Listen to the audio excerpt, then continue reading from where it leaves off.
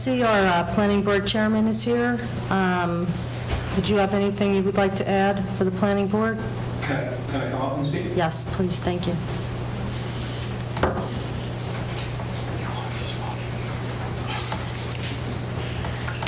Good evening, everyone. My name is Rich Picerno, 241 Fayette Avenue, Kenilworth, New Jersey. I am not only a resident, but I am the planning board chairman for over 10 years. And I'm happy to say that we're doing a great job. We have a great board. We have a mixed group of Democrats, Republicans, Independents, and we give a fair shake to everyone who comes before us. I was actually going to talk during a public session, so thank you for asking me to come up now. So I did have some things that I needed to share with the mayor and council, and mostly the residents of Kenilworth. I need you to know that around the middle of 2018, our board put together a committee of 5 people, and then we did it with 3 segments of 4 people to create a committee to review the master plan. And we had endless nights of work. It was headed up by Greg David. We voted him as our committee chairman to make sure that every part of the land use element and housing elements were redefined. Because we're in that 10-year threshold, and with the redevelopment study that was going on, we needed to be prepared as part of the board. We weren't asked to do that by mayor and council, whether it be Mr. DeLuca and the council before or the mayor now. We just wanted to be proactive in making sure everything was done right and prepared for what is about to happen. So in 2018, everything was rolling pretty good. 2019, these guys did not stop working. 2020, we got hit with COVID. So everything, as we all know, the brakes went on. But we picked right back up in 2021. So we took that master plan book and we tore it apart. We made sure that we looked at density, overlay zones, everything that would concern every member of this municipality. With that being said, in 2021, around May or June, we took a vote because now we needed to have a planner, Kevin O'Brien, go further with this to redefine the master plan, which means he would have to work endless hours in order to get that together. So from the land use element side to the housing element side, he needs to get on board and get this thing moving as quickly as possible. So the reason why this is so important is because Kenilworth is changing, and it's changing for the better. The council is doing a fantastic job. The planning board is doing an excellent job. May I say so? And I have to say that we are getting phone calls, one after another, about what's about to happen with these 165 units that are going up or about to go up or proposed to go up, whatever word or terminology you want to use. And because we are not allowed as board members to discuss cases, we are allowed to clarify misrepresentation. So if someone says to me, I hear that Section 8 houses are going up on the boulevard, I immediately say, no, you are misinformed. I must have gotten 10 phone calls. I get interrupted at dinner because my wife and I eat dinner in Kenilworth 4 out of 7 nights a week, and we're always interrupted by, now I hear it's low-income housing, Section 8. So I define what low-income and Section 8 is, and I tell them what we have here is affordable housing. Affordable housing is very important to this community. If you have 165 units, 25 of those units are going to be set aside for affordable housing. In the United States, affordable housing is a house, rent, or mortgage, plus the utility payments totaling 30% or less of that household's total income, which allows people who are not in that $100,000 and $150,000 bracket able to afford to go to this unit and be part of that community like everyone else. A low income is determined by a family's income less than twice the federal poverty level. In definition, that means poor people.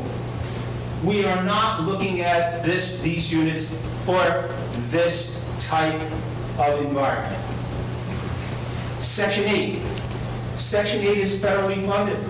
This is people that are down in their luck, had a job, lost a job, whatever the case may be. Everybody says, oh, alcoholics, drug addicts. Not all the time. Sometimes, yes. But it's for people who are down in their luck and need a helping hand. And thank God those things are in place. This is not what is going on in Kenilworth. I can't stress enough that we need to understand what we're talking about. If anybody in the audience or anybody at home is listening, my telephone number is 908-296-0505. It's out there. Please don't ask the person sitting next to you who knows less than the person sitting next to them. Ask the people who know. Go on the website, take a look at what these things are going to do if you don't react to this immediately. Please don't fall into that funnel of hearsay. I'm also getting phone calls, Mayor, that the builders in town are very disappointed with this because they're going to lose money on their rental property. If anything, they're going to make more because this is not the criteria for them to now be resistant. We all live here. It's going to happen. It's going to happen. It's going to be a wonderful thing. So if anybody needs any information, please come and call me. Come and call any one of our board members. We're allowed to talk about this. If you come before me and talk about what Mr. Picerno just said about a deck that is too big or too, I can't talk about that. But I can tell you about this, and I know why we need it, and I know why it's important. So, with that being said, I needed to share that with you tonight, and I'm going to share it with you every council meeting until they all get it. Because if I sit alongside someone and said, oh, you're going to approve this, I'm not going to approve anything that doesn't work for Kenilworth Borough. Let me finish off by saying, when I first came here to Kenilworth over 25 years ago, I was told I'm not a Kenilworthian. I have 5 children, 8 grandchildren. 2 of my children live in this town. They all have children. Now, my grandchildren are Kenilworthians, but I'm not because they were born here. There's something wrong with that system.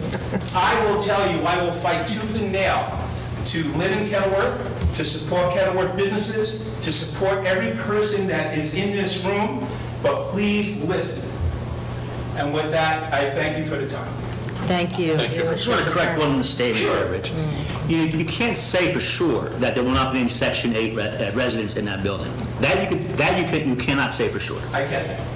Okay. I can't say for sure. No, because if someone shows up with a Section 8 voucher, you can't say, no, you can't have, they can rent to whomever they want to.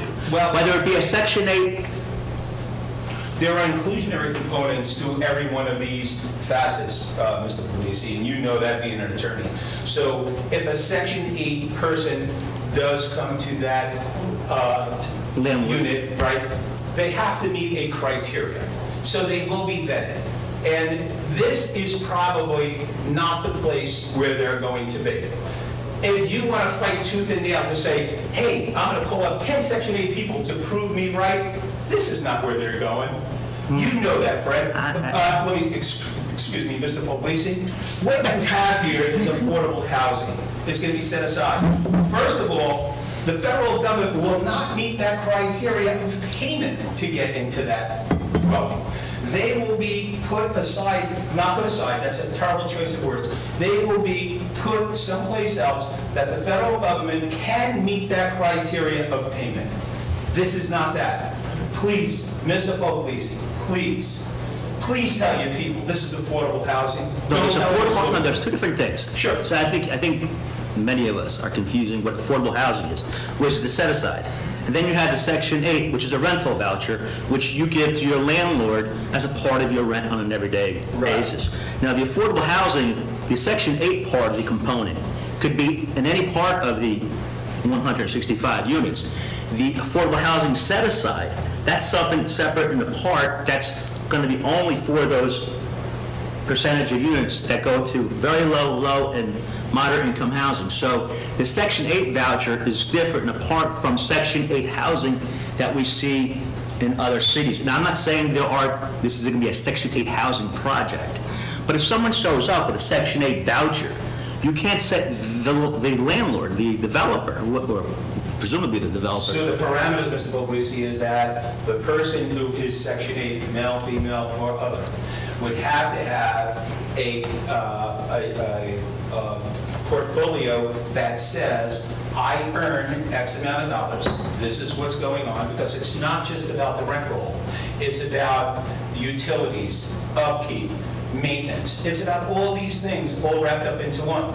So there are areas, and I don't know of any in our town of Section 8, Mayor, I may be wrong, but I don't know of any. Is there, Mr. Puglisi, you've been around? Well, no, there's no Section 8, see, there's Section 8 public housing, which we are in some of the bigger cities.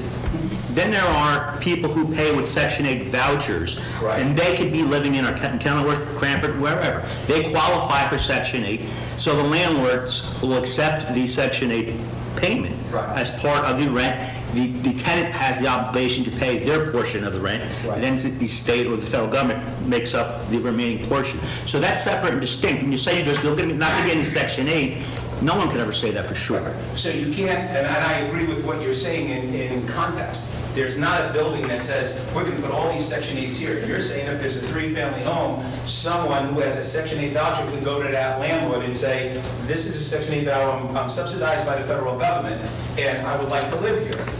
But at the very same time, that landlord may have a criteria, or should have a criteria that says, this is what our rules and regulations are. You need to make $50,000 a year, you need to have a stable job, you need to do all of this and that. And that's what the criteria is set forth on just about every condo, apartment, or anything that is like this and this value. And that's the way it's set up. Now, I know people down in Seaside Heights that have Section 8 housing, but the whole house is Section 8 because the tenant, the landlord, has to meet a criteria. He has to show that his house is acceptable for these people to come in there. This is not that kind of place, Mr. Puglisi. Well, okay, this is where we disagree. So, I think that if the landlord of this building says, I'm willing to accept Section 8, all right, and someone shows up with a Section 8 voucher, yeah, then Section 8. Can we continue? you can't say, as we see here today, that there won't be any Section 8 Well, I can rental. tell you this much.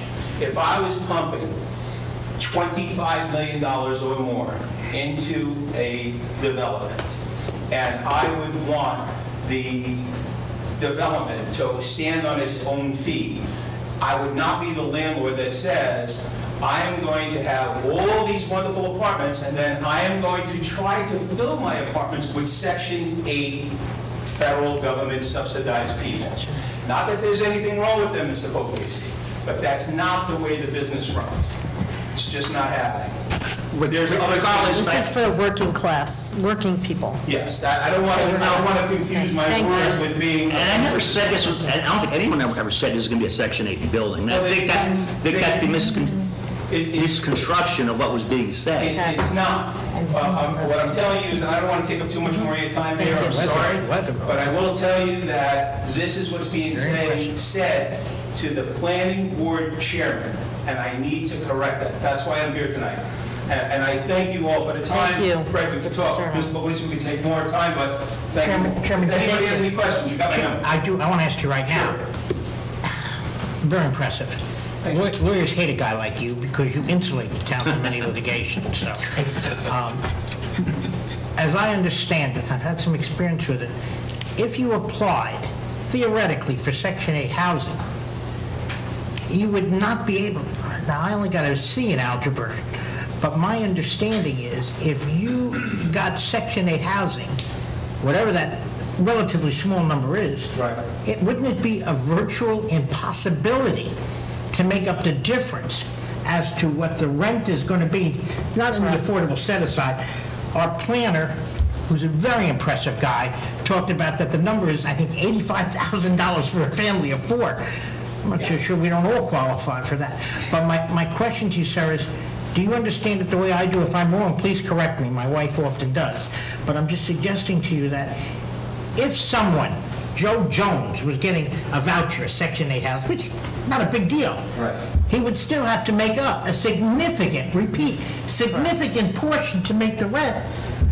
I don't think he's going to be able to do it. He's not, and you hit that nail right on the head, and we have been confronted with this in other Thank properties you. in South Jersey, so you hit the nail on the head, because it's not only the money that's being subsidized, it's the money that's coming out of pocket in order to feed the children, medical thing. This is at another level. So I need to, and I hope you don't get tired of me coming every week, getting this out there, because I hope more and more people start listening and getting to this. Again, thank you all. Thank you. Well, Frank, I just want to, Thank you. no, it's more Frank. I would say that, I would agree with you at the initial opening of this new building, that no one will qualify for Section 8, and also given the value of the rent. But as buildings get older and the building deteriorates, as any building that gets older, the rent will become less, right? Will be reduced comparative to the other rents in the area. So at that point in time, I'm not looking at 2023 or 2024, as we all should. We should be looking further down the road. Then 30 years from now, 20 years from now, you're looking at a 165-unit project that's not shiny brand new any longer. You're looking at something that's old. So at that point in time, you can reach that point. So So you bring up a good point, but that would fall under the same criteria of every other building that's here in town right now. So, we have a new building going up, it has more longevity than the buildings that are here already. But I won't take up any more of your time. Thank you. I think I love this. Okay. Thank you. Thank you. Record